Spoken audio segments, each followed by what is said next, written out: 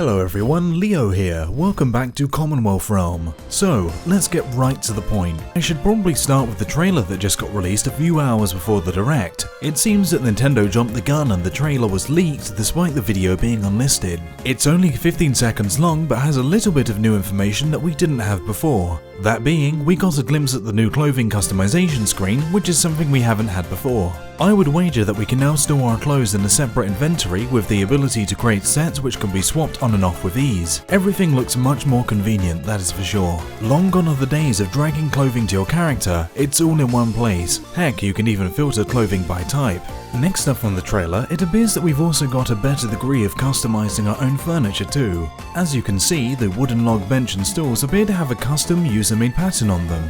This is sort of similar to what Cyrus could do for you in New Leaf, but that was limited to really just changing colours, whereas this is allowing your complete, custom patterns to be shown instead. The patterns also look visually superior to how they did in the past too. They could previously appear a bit pixelated in the other games due to the lower resolution, but it seems that the Switch has allowed them to get an upgrade. In this next image from the trailer, we can see that the Able sisters will be returning. I mean, they had no reason not to, but it's still nice to see that they're still here anyways. If we look to the right of the image, we can also see an outdoor fish tank, bug, and fencing, which follows what we already know about placing furniture outdoors. It also applies now for caught creatures too, although the main focus of this image would be what the villager is doing.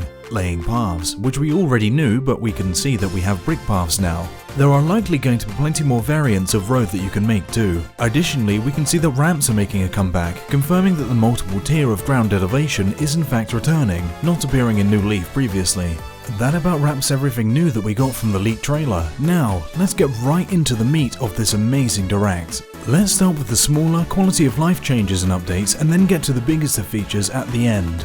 Okay. For starters, we are now able to choose our own island from a choice of 4 default maps. Tommy and Timmy will show you the choice at the start of the game, meaning it isn't a totally random guess when starting out, as was the case in previous games. Additionally, we also got information regarding the seasons having different items to pick up. For example, we can find leaves in autumn, which probably have some use, along with mushrooms we also see in another season. One of the absolute biggest pieces of new information is that we can now finally pick where our neighbours are going to live. Thank God for that.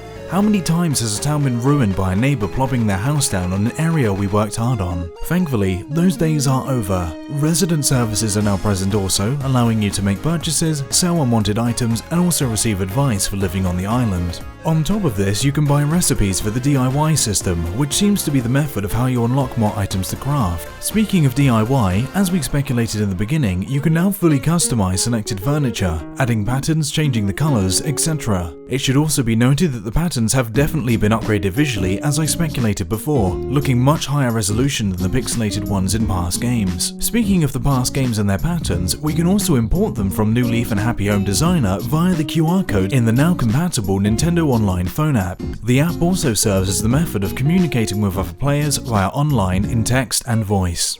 This was all highly unexpected and means that any cool patterns you worked hard on in the other games can now travel with you to new horizons. That is absolutely awesome. In this Direct, we also received some clarification about the airport, which a lot of us were speculating about. Specifically, we use the airport for opening our island to visitors, visiting other islands, sending mail, and receiving it. You can also access the new transport service, which is a service that will take you to a random place like an uninhabitable island, and apparently it depends on the mood of the pilot. I don't know, but we can go to these places and bring back resources. This is an absolutely perfect way to give us stuff to do if we exhaust our island's resources for the day, vastly expanding how much we can get done.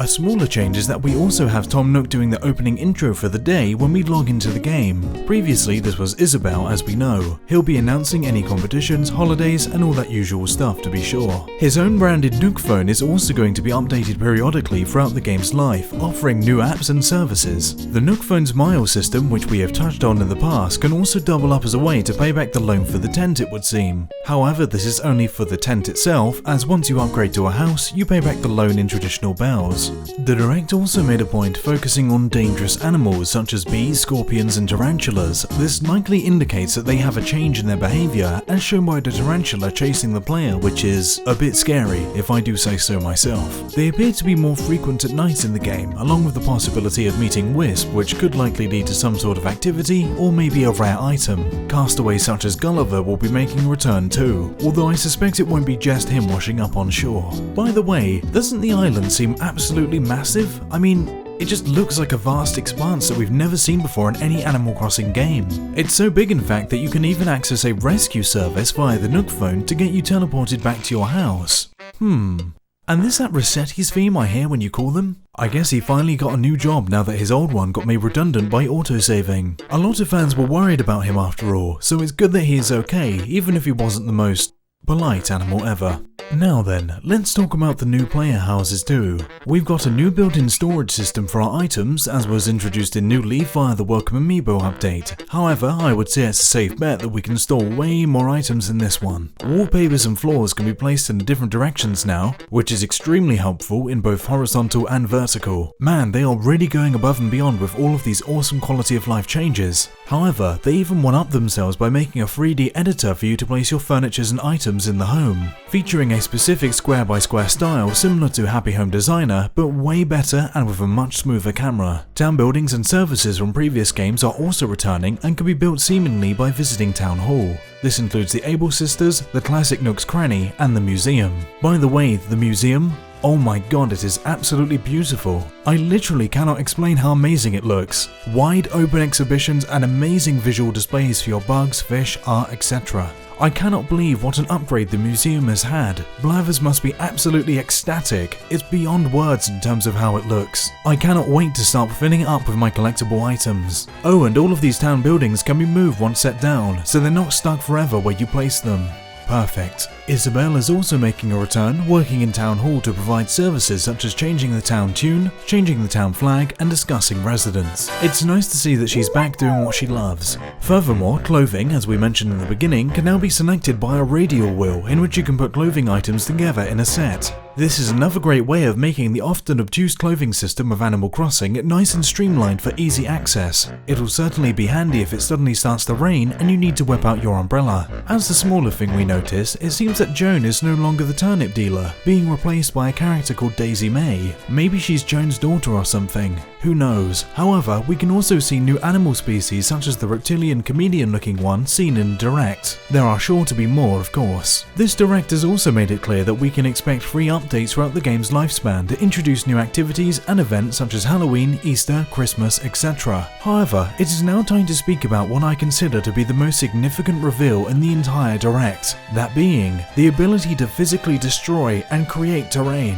This is absolutely unprecedented in any Animal Crossing game ever. We have never been able to modify our towns like this before. You've always been stuck with what the game generated for you. However, we can now make waterfalls, ponds, land bridges, and even destroy different tiers of elevation in the ground and raise it. I mean, wow, I can only begin to imagine what some people are going to make with this. How about an island shaped like a skull with a pirate-themed village? Or perhaps the island becomes a work of art being shaped into all sorts of visual spectacles. This level of customization, being able to literally shape the island how we want? Thank you, Nintendo. This also ties into our ability to now create bridges, slopes and ramps. No longer restricted to just dirt, we can also see some stone and wood creations being used to connect different areas. This all seems to come from the island designer system accessing the Nook phone that allows you to do all of this. However, we will require a permit which will probably be locked until a certain point in the game.